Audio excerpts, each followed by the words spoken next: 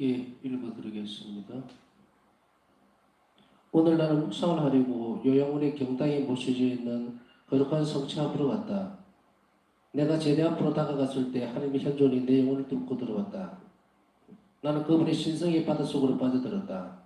예수님께서는 내게 말씀하셨다. 내 따라 존재하는 모든 것이 너희 것이다. 난 주님께 대답했다. 오 제 마음의 부배시여, 제 마음이 원하는 것은 오직 주님뿐입니다. 오 주님, 주님께서 제게 주시는 모든 선물에 대해 감사드립니다. 그러나 저는 오직 주님의 마음만을 원합니다. 하늘이 무한하지만 그것도 주님 없이는 저에게는 아무것도 아닙니다. 오 예수님, 주님은 제가 주님께 대한 그리움 때문에 늘 정신을 잃고 무아지경에 빠진다는 것을 잘 알고 계십니다. 내 따라 다른 영혼들이 영원에서만 얻을 수 있는 것을 너는 지금 벌써 맛보고 있다는 것을 알아라. 그리고는 갑자기 내 영혼이 하나님에 대한 지식의 빛으로 흘러넘쳤다. 내가 한없이 음유하신 분의 품 가까운 곳에서 쉴 때에 내 영혼이 체험하는 것들을 어떻게 하면 조금이나마 표현할 수 있을까? 나는 도저히 이것을 말로 옮길 수가 없다. 자기의 일생 중에 이런 은총을 적어도 한 번이라도 체험한 영혼이라야만 내 말을 이해할 수 있을 것이다. 내가 바울로 돌아왔을 때 나는 마치 진정한 삶으로부터 죽음으로 돌아온 것처럼 느꼈다. 의사가 내 맥박을 재러 왔을 때 그는 깜짝 놀랐다. 수년이 어찌된 일입니까? 수님 맥박이 이렇게 뛴 적은 한 번도 없었습니다. 무엇 때문에 맥박이 이렇게 빨라졌는지 알아야 하겠습니다. 나 자신도 맥박이 그렇게 빨리 뛰고 있는 줄을 몰랐는데 내가 그에게 무슨 말을 할 수 있단 말인가? 내가 아는 것은 단지 내가 하나님께 대한 그림으로 죽어가고 있다는 것뿐이다. 그러나 나는 의사에게는 아무 말도 하지 않았다. 이런 경우에 약이 무슨 소용이 되겠는가? 1937년 2월 19일 죽어가는 영혼들과의 접촉. 그들은 나에게 기도를 청한다. 주님께서 나에게 특별한 기도력을 주셨기 때문에 나는 기도할 수 있다. 나는 항상 그분과 일치하여 있다. 주님, 저는 제가 주님의 자비로 영혼들을 데리고 가기 위해서 영혼들을 위해 살고 있다는 것을 충분히 인식하고 있습니다. 이 문제에 있어서는 아무리 사소한 희생도 보잘것없는 것이 될 수 없음을 깨닫습니다. 오늘 의사는 내가 4월까지 이곳에 머물러야 한다고 결정했다. 나는 얼른 돌아가서 우리 수녀들과 함께 있고 싶지만 이것이 하나님의 뜻이다. 나는 오늘 우리 수녀들 중에 하나가 죽었다는 소식을 들었다. 그는 부거축구에서 죽었는데 임종 소식을 듣기도 전에 벌써 그의 영이 나를 찾아왔었기에 나는 놀라지 않았다. 1937년 2월 22일 오늘 병원 직원들을 위한 피정이 우리 경당에서 시작되었다. 직원들을 위한 피정이기는 하지만 원하는 사람들은 누구나 참석할 수 있다. 하루에 한 번씩 있는 강론에서 피아리스트 수도회의 보나벤투라 신부님은 꼬박 1시간 동안 강론하셨다. 그런데 그분의 말씀은 직접 영혼에 와닿는 감동적인 것이었다. 나도 이 피정에 참석했는데 그것은 내가 하나님을 더욱 깊이 알 일을 간절히 원했고 또 하나님을 더욱더 열렬히 사랑하고 싶었기 때문이었다. 나는 더 많이 알수록 더 많이 사랑하게 된다는 것을 알고 있었다. 오늘 나는 이런 말씀을 들었다. 영혼들이 나의 자비와 법정으로 다가오기를 두려워하지 않도록 그들을 위해 기도하여라. 죄인들을 위한 기도를 게을리하지 마라. 너는 죄인들의 영혼이 얼마나 무거운 내 마음의 짐인지를 잘 알고 있다. 죽을 것 같던 나의 슬픔을 들어다오. 나의 자비를 그들에게 나누어 주어라. 1937년 2월 24일 오늘 미사 시간에 나는 가시는 예수님을 배웠다. 주님의 고통이 나의 몸과 마음을 이리저리 헤집었다. 보이지는 않았지만 그 통증은 엄청났다. 그리고 아주 짧았다. 사순절의 예가를 부르는 동안 그분의 고난이 생생하게 나를 감동시켜서 난 눈물을 참을 수가 없었다. 그분의 순환을 생각하면서 그 고통에 마음껏 잠기기 위해 나는 어딘가에 숨고 싶었다. 안드레치 신부님의 취향을 위해 기도하던 나는 이 신부님이 하나님을 얼마나 기쁘게 해드리는지 알게 되었다. 그때부터 나는 이 신부님을 성인처럼 더욱 존경하게 되었다. 나는 이 일로 큰 기쁨을 느꼈고 하나님께 뜨겁게 감사드렸다. 오늘 성체 공복 시간에 나는 예수님을 배웠다. 그분 내게 이런 말씀을 하셨다. 모든 일에 있어서 너희 지도자에게 순명하여라. 그의 말이 나의 뜻이다. 내가 그의 입을 통해서 말한다는 것을 너희 영혼 깊이 새겨두어라. 그리고 나는 네가 나를 대할 때와 똑같이 단순하고 솔직하게 네 영혼의 상태를 그에게 열어보이기를 원한다. 내 따라 다시 한번 말하느니 그의 말이 너를 위한 나의 뜻이니라.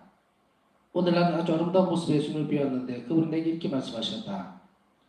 나의 사랑스러운 성체여, 사순절을 맞이하여 특별히 사제들을 위해 기도하여라. 너 때문에 내 마음이 기쁘다. 너 때문에 나는 세상을 축복한다. 지난 2년 동안 내가 하나님의 뜻을 더 잘 알기 위해서 하나님의 뜻에 복종하느라 겪은 내적 고통들이 그 이전에 살아왔던 10년 동안의 삶보다 더 많이 나를 완동으로 나아가게 해주었다는 것을 알게 되었다. 나는 2년 전부터 하늘과 땅 사이에 십자가 위에 있다. 다시 말하면 나는 수명의 서원으로 묶여 있어서 장상이 마치 하느님인 것처럼 장상에게 수명해야만 한다. 그러나 다른 한편으로는 하느님께서 당신의 뜻을 직접 내게 알려주셨다. 나의 내적 고통은 너무나 큰 것이어서 아무도 이런 영적인 고통을 이해할 수도 상상할 수도 없을 것이다. 나는 종종 이런 고통을 한 시간씩 겪는 것보다는 차라리 죽는 것이 더 쉬울 것이라고 생각했다. 이 문제에 대해서는 더 쓰지 않겠다. 왜냐하면 하나님의 뜻을 바로 알면서 동시에 장상들을 통해서 간접적으로 표현된 하나님 의지에 완전히 복종한다는 것이 어떤 것인지에 대해서는 아무도 말로 설명을 할 수가 없을 것이기 때문이다. 나에게 지도자를 주신 하나님께 감사드린다. 지도자가 없었더라면 난 한 발자국도 앞으로 나가지 못했을 것이다. 최근에 나는 7살이 된 나의 귀한 여동생 반다가 보낸 사랑스러운 편지를 받았다. 그는 자기도 수녀원에 들어올 수 있게 해달라고 간청하면서 나를 졸랐다. 그는 하느님을 위해 어떤 희생도 치를 준비가 되어 있었다. 그의 편지를 보니 주님께서 직접 그 영혼을 인도하고 계신다는 것을 알 수 있었다. 나는 하느님의 크신 자비 때문에 기뻤다. 오늘 하느님의 위엄이 내 영혼을 감싸며 깊이 파고 들어왔다. 하느님의 위대하심이 내 존재를 완전히 적시고 흘러넘쳐서 나는 완전히 그분이 위대하신 속에 잠겨 들어갔다. 나는 내 생명의 원천이시며 나의 완전한 삶이신 그분 안으로 완전히 녹아 들어가서 살아간다. 저희 예수님, 저는 제 완덕이 주님께서 명하신 위대한 일을 수행할 때 있지 않다는 것을 잘 압니다. 아닙니다. 영혼의 위대함은 이런 것에 있지 않고 주님께 대한 위대한 사랑에 있는 것입니다. 예수님, 저는 아무리 커다란 성공도 주님께 대한 순결한 사랑의 행위 하나와도 비교할 수 없다는 것을 제 영혼이 깊은 곳에서 깨닫습니다. 저는 주님께 충실하고 싶고 주님께서 명하시는 일만을 하고 싶습니다. 주님, 저는 주님께서 제게 명하시는 모든 일들을 수행하기 위해서 저희 모든 힘과 이성을 사용합니다. 그러나 저는 이런 모든 것들에 대해서 한 점의 애착의 그림자도 가지고 있지 않습니다. 이 모든 것이 단지 주님의 뜻이기 때문에 할 뿐입니다. 저희 주님, 저희 창조주시여, 저희 모든 사랑은 주님의 사업을 위한 것이 아니라 주님 자신 속으로 빠져들기 위함입니다. 1937년 2월 25일, 나는 몹시 고통받고 있는 어느 영혼이 행복한 죽음을 맞이하게 해달라고 열심히 기도했다. 2주 동안 그는 삶과 죽음 사이를 헤매고 있었다. 나는 그가 너무나 불쌍해서 주님께 말씀드렸다. 감미로우신 예수님, 만일 제가 주님의 영광을 위해서 하는 일이 주님 마음에 드신다면 그는 주님께로 데려가시고 주님 자비 안에 쉬게 해주십시오. 신비롭게도 내 마음은 금세 평화로워졌다. 잠시 후에 사람들이 와서 그렇게도 심하게 고통을 받던 그 사람이 금방 죽었다는 소식을 전해주었다.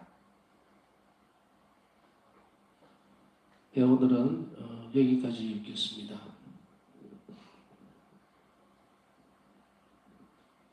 오늘 바울사성 일기를 묵상하면서 놀라웠던 곳이 한 두 군데 있습니다. 전혀 몰랐던 것을 알게 됐다는 사실도 있지만은 또 그렇다고 반대로 얘기하면 전혀 몰랐던 것도 아닌데 그걸 새삼스럽게 깨닫게 되었다는 것도 있습니다. 먼저 오늘 일기 묵상에서 살펴보자 하는 것은 바울사 성녀의 남다른 겸손, 그에 비해서 우리가 일반적으로 가질 수 있는 교만함. 오늘 일기에서 바울사 성녀의 이 모습을 보면서 정말 이분이 성인이구나 하는 생각을 훨씬 더 가까이에서 갖게 됩니다. 그러면서 동시에 예수님께서 왜 이 바울사 성녀를 선택하셨는지, 이 영혼을 선택하셨는지 정말 상상할 수 없을 만큼 이 바울사 성녀의 영혼은 너무도 겸손하고 너무도 가라앉아 있어요. 가라앉아 있다는 말은 다른 것에 전혀 흔들리지 않는, 그래서 일반적으로 이렇게 표현해내기가 상당히 힘이던데 이 바울사 성녀의 이 일기에서 드러나는 그분의 영성적인 부분들을 바라보면 과연 성인이구나 반복되는 말이지만 우리가 일반적으로 무슨 놀라운 일이나 사건이나 상황에 대해서 일할 때는 정말 성인이구나 이렇게 하는 법은 많이 없습니다. 사실 성인들의 자서전이라든지 다른 어떤 성인전들을 많이 보더라도 정말 위대함은 많이 드러납니다. 정말 주님을 사랑했고 또 하나님께서 예수님께서 그 영혼을 그 성인을 너무나 사랑했다는 것은 잘 드러나요. 소아 데레사, 대데레사, 프란체스코 성인, 수도 없이 많죠. 비호 성인 뭐. 그런데 일생을 통해서 그 성인의 일생을 이렇게 속속들이 들여다보게 해주신 분은 바로 파우사 성녀 외에는 없습니다. 우리가 너무도 많은 동질성을 가지면서도 우리에게 너무도 큰 그냥 감동을 주는 것이 아니라 우리를 실제적으로 이끌어가 버릴 수 있는, 그래서 우리도 할 수 있다라고 하는 것을 심어줄 수 있는 분, 이 파우사 성녀가 유일한 분이라고 감히 얘기를 하고 싶어요. 속속들이 어떤 부분들 우리의 나약함과 인간의 비참함 속에서도 정말 작은 일들이 이렇게까지 위대한 일이 될 수 있다고 가르쳐주는 분은 바로 이분밖에 없다는 거예요. 그런 이 일들이 되기 위해서는 반드시 무엇이 필요한가? 하나님께 애떡하고 이웃의 자비로운 이 태도를 계속 가지고 키워나가는 것. 그것이 얼마나 큰 보물이고 우리가 하는 일에 얼마나 큰 의미를 부여하는 것이 아니라 얼마나 큰 사랑을 부어놓는가, 하나님을 존재할 수 있게 만드는가. 하나님 자비에 대해서 이야기할수록, 바우사 성에 대해서 말할수록 우리는 무엇을 해야 될지, 또 우리가 얼마나 빨리 움직여야 될지, 이렇게 느긋하게 이렇게 갈 수 있는 성질의 것이 못 된다는 거예요. 형태적으로 보면 우리의 희생들이 하나님 자비를 이 땅에 이끌어들인다, 이렇게 볼 수 있죠. 이거는 어떻게 보면 자칫 잘못 생각하면 우리의 머리 이상 더 올라가질 않습니다. 머리 안에서 영혼 안으로 깊숙이 파고 들어가야 되는데 그렇게 하지 못해요. 그러니까 이렇게 느긋한 거예요, 세상이. 하나님 자비에 대한 실천적인 부분들이, 내가 하나님의 자비를 실천할수록 아주 깨알같이 작은 일들도 얼마나 위대한 일이 될 수 있는가를 빨리 알아내지 못한다면, 또 그것을 빨리 알아챈다면 우리는 가만히 있을 수가 없어요. 아주 작은 화살기도 하나, 어떻게 보면 너무 시간이 없어서 자비기도를 전단을 다 바치지 못한다 하더라도 아주 짧은 기도, 예수님 저는 당신께 의탁합니다, 이 말이라도 하고, 예수님 손안을 보시고 저희 온 세상에 자비를 베풀어 주십시오라고 중얼중얼이라도 하는 그 순간이 정말 젊어성에 있는 바지에 있는 그 영혼을 끈대내고 이끌어들인다면 우리는 너무도 놀라운 일을 경험하게 될 거라는 거예요. 너무도 놀랍죠. 우리가 이 색치도 안 되는 혀를 놀려서 그 한마디 했는데 그 놀라운 일이 벌어지고 있다면 상황은 달라집니다. 그것은 비단 일에 대한 부분일 뿐 아니고 우리 자신이 얼마나 중요한지를 알겠다는 얘기예요. 우리의 쓸모없음에 대해서 너무 한탄스럽게 할 필요 없다. 왜? 하나님 자비를 모르는 사람이 그렇다. 하나님을 의탁할 줄 모르는 사람, 하나님 자비를 알지 못하는 사람들이 이렇게 나태한 모습을 보이고 그래서 기도 안 하는 거예요. 마치도 동네방네 떠드는 것처럼 똑같이 나는 쓸모없는 인간입니다. 나는 별 볼일 없어요. 이 세상에 살면서 난 이렇게밖에 못 살아요 라고. 왜 하나님의 창조물이, 하나님 자녀가, 그 귀한 존재가 이렇게까지 나락으로 떨어졌는가? 그것은 교회가 하나님 자비에 대해서 많이 가르쳐주지 않았다고 생각을 해요. 지금부터라도 더 많이 가르쳐줘야 됩니다. 그렇게 함으로 인해서 한 명 한 명의 영혼이 하나님 자비를 실천할 수 있고 이 삶 속에서 존재시켜 줄 수 있다면, 왜 세상에 이렇게 지금 코로나니 뭐니 정말 악이 팽배해갖고 엉망진창이 되고 고통이 막 넘실거리고, 정말 전쟁터도 아닌데 인도 같은 데는 뉴스들 보셔서 알겠죠? 막 마당 같은 데다가 온 천지 시신을 태운다고 아주 불바다예요. 불바다. 지옥이 따로 없어요. 왜 이렇게 됐을까가 아니라 이것을 빨리 종식시켜야 한다. 종식시키기 위해서는 어떻게 해야 됩니까? 자, 그림을 제가 여기서는 이제 그려줄 수가 없겠지만 이렇게 한번 그려볼게요. 이렇게 해서 이게 이제 요만한 것이 지구라 그러면 아주 시원하게 같은 짧은 이 부분이 하나님의 자비가 존재하는 곳이에요. 하나의 예입니다. 그러면 나머지 이 부분은, 이 넓은 부분은 뭐가 차지하고 있을까요? 하느님의 자비를 실천하는 순간에 하느님을 존재시킨다고 그랬죠. 하느님께서 머무실 수 있도록 하는 거예요. 빛이 그곳에 비치도록 해버리는 겁니다. 그러면 어둠이 어떻게 돼요? 밀려나죠.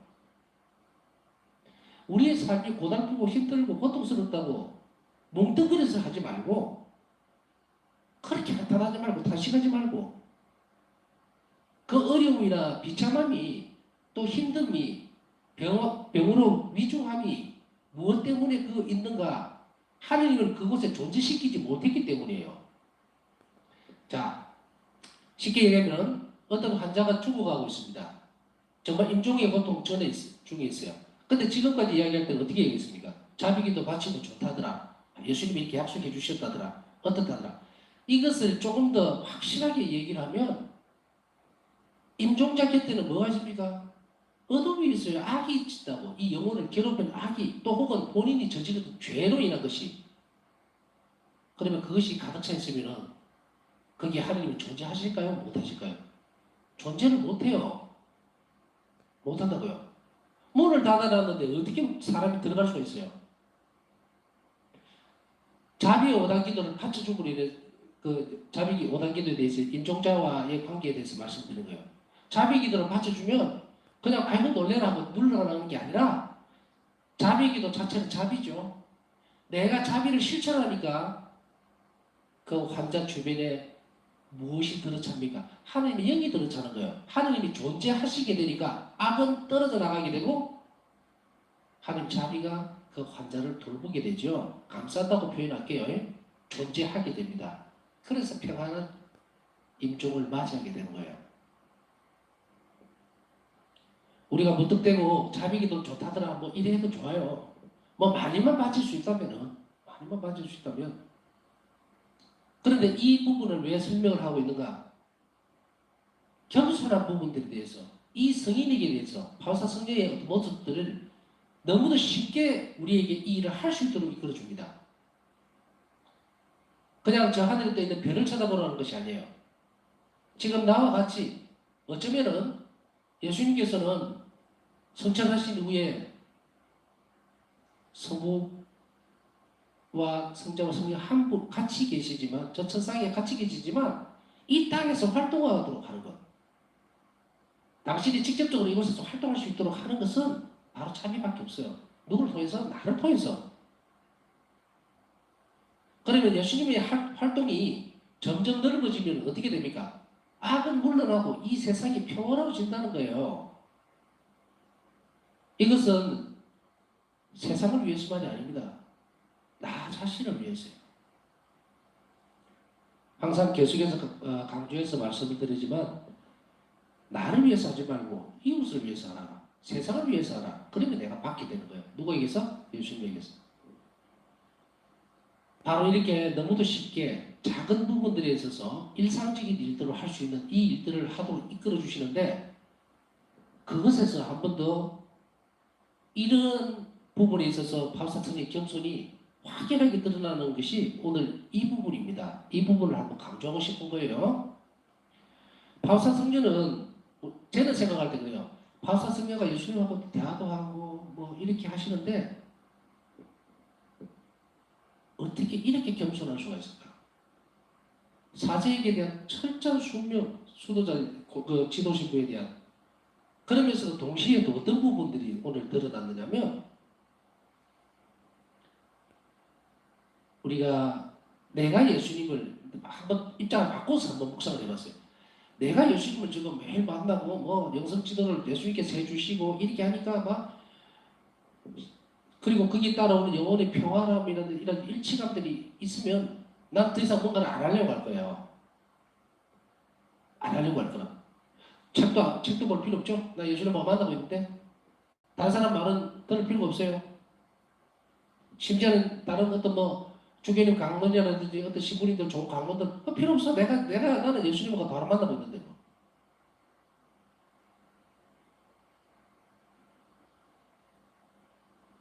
그러나 바울사 승리는 우리에게 어떤 모습을 보여주고 있습니까? 오늘 하루에 한 번씩 있는 강론에서 피아리스트 수도의 보나벤트라 신부님은 꼬박 1시간 동안 강론을 하셨는데 그분의 말씀은 직접 영혼에 와닿는 감동적인 것이었다. 나는 더 많이 할수록 더 많이 살아가게 된다는 것을 알고 있었다. 조금만 안다고 해서 또 우리가 잘 알고 있는 부분들도 많을 거예요. 뭐 하느님을 봤니 만났니 어쩌니 저쩌니 메시지를 받았니 얼마나 잘못된 건지 교회에 순종하지 않는 것 그것은 예수님 손에서 떠난 사람들이다. 그들을 따라가서는 절대로 안 됩니다. 완전히 잘못된 길로 들어설 수밖에 없겠죠. 자, 그래서 오늘 첫째로 알 수 있는 것은 나는 어떤가 하는 부분이래요. 이걸 여러분들이 실천적으로 할 때는 누군가가 좋은 말을 하게 될 때 하나님에 대해서 여러분들 이제 그 비정대라든지 아니면 요즘은 또 이것 때문에 잘 안 되죠. 코로나 때문에. 그러나 뭐 사순 때라든지 아니면 어떤 비정할 기회가 있다든지 신부님들이 와서 재교육을 하는 그런 기회를 할 때에 정말로 겸손하게 들으십시오. 내가 아무리 잘 아는 내용이 있다 하더라도 나를 이끌어주는 그 대상, 그 부분, 그것에 마음을 열고 충실하게 따라가는 것, 그게 겸손을 배우는 길입니다. 교회가 그러니까 잘못된 것이 아닐 경우에 한해서 이야기를 하는 겁니다. 올바름으로 교회에 어긋나지 않는 확실한 것이라면 충실하게 귀를 잘 기울이셔야 된다는 겁니다. 그것이 첫 번째 우리가 한번 살펴봐야 우리의 영혼의 내면을 살펴봐야 되는 부분입니다. 겸손한 모습은 늘 다른 것에서 하나님을 찾으러 가는 노력들입니다. 자만심을 배제해야만 겸손함이 자리를 잡죠. 우리 자신을 낮추어서 어떤 상황, 어떤 시간 속에서라도 그 일을 통해서 예수님께서 나에게 어떤 말씀을 하고 계시는지 잘 귀를 기울일 필요가 있다는 말입니다. 그것이 첫 번째고요. 자, 두 번째 이제 살펴볼 것은 오늘 바사 성경가 내적 고통과 복종이라는 말을 씁니다. 2년 동안 너무도 많은 시간들을 지내면서 바사 성경은 두 가지 사실에 대해서 집중을 합니다. 그것이 10년 동안 이제 수도 생활이죠. 10년 동안 했던 것보다 2년 동안의 이 일이 완덕에 나아가는데 완덕으로 나가게 해주었다는 사실을 알게 되었다. 더 많이 무엇일까요? 첫째는 하느님의 뜻을 더 잘 알기 위해서 하느님의 뜻에 복종하느라 겪은 내적 고통들이 그 이전에 살아왔던 10년 동안의 삶보다 더 많이 나를 완덕으로 가게 만들었다. 하느님의 뜻을 더 잘 알기 위해서라면 하느님의 뜻에 복종하는 것 이것은 완전히 열려져 있어야 합니다. 전에도 계속해서 강조했지만 내가 오늘 일어나고 있는 한순간 하나의 어떤 일들 내가 만나야 될 사람, 내가 겪어야 될 사건들, 시간들 이런 것들 전부 허투루 듣지 않고 어느 A라는 상황이 있었을 때 바울사 성령은 이것이 하나님 뜻이 여기서 내가 뭐 어떻게 하기를 바라실까에 대해서 계속적으로 하면서도 그걸 받아들이면서도 외부적인 자기 자신의 고집이나 생각들을 계속 밀어낸 거예요. 밀어내다 보니까 어떻게 됩니까? 오늘 저 사람이 나하고 만나게 되는 이 상황이 하나님께서 허락하신 것이라면 거기서 안 좋은 것도 나올 수 있어요. 그렇지만 거기에 대해서 침묵하고 받아들이고 하니까 내적 고통이 굉장히 극심했을 거라는 거예요. 그러면서 바울사 성경은 자기 성찰을 해봤겠죠. 분명히 했습니다. 예수님 왜 내가 오늘 저 사람을 통해서 이렇게 고통을 겪게 하실까? 저렇게 힘든 사람이 왜 계속 나에게 같은 말을 반복하면서 나를 험담하고 있는 이 상황을 내가 왜 맞닥뜨려야 될까? 이 상황을 허락하신 하나님은 나에게 바라는 것이 무엇일까? 계속 들어갔죠. 우리는 보통 어떻게 이야기합니까? 자칫 잘못하면 잘못된 생각들로 이런 말을 뱉어낼 수가 있죠. 오늘 재수가 없어서 오늘 운이 없어서 저런 사람을 만나서 내가 이런 봉변을 당하네. 그러죠. 일반적인 안 믿는 사람들은 그래요. 근데 놀랍게도 그리스도교인들 안에서도 쉽게 이런 말들을 뱉어내버립니다. 어떤 말들도 듣습니까? 팔자가 사나워서 기가 막히는 일이에요. 기가 막히는 일이에요. 그런 말들을 우리 머리에서 내 몸에서 내 생활에서 완전히 지워버려야 합니다. 내가 오늘 겪게 되는 모든 일들은 주님 섭리 안에 있고 그리고 그것은 좋은 것을 주시기 위해서 하나님께서 허락하신 일이란다. 그럼 우리 어떻게, 그것도 고통스러울 때는 어떻게 해야 됩니까? 주님께 힘을 주시라고 기도를 해야죠. 재수 없다는 둥, 오늘 운이 나빠서라는 둥. 그러면서도 우리 삶을 주님께서 승리하시고 책임져 주신다고 어떻게 입으로, 같은 입으로 두 말을 할 수가 있겠느냐. 갈라진 마음에는 하나님이 머물지 않습니다. 두 번째는 이렇게 이제 자꾸 연습을 하셔야 돼요. 저도 하는 부분이고 여러분들 하셔야 되니까 연습 없이는 어떤 것도 없습니다. 뚝딱 얻어지는 건 좀, 뚝딱 얻어지는 건 없어요.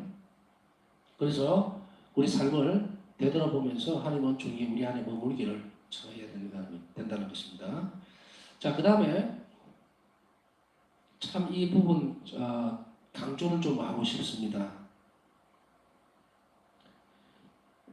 영혼의 위대함은 하나님께서 명령하신 위대한 일을 하는 데 있지 않고 주님께 대한 사랑에 있는 것입니다. 주님께 대한 사랑에 있는 것입니다.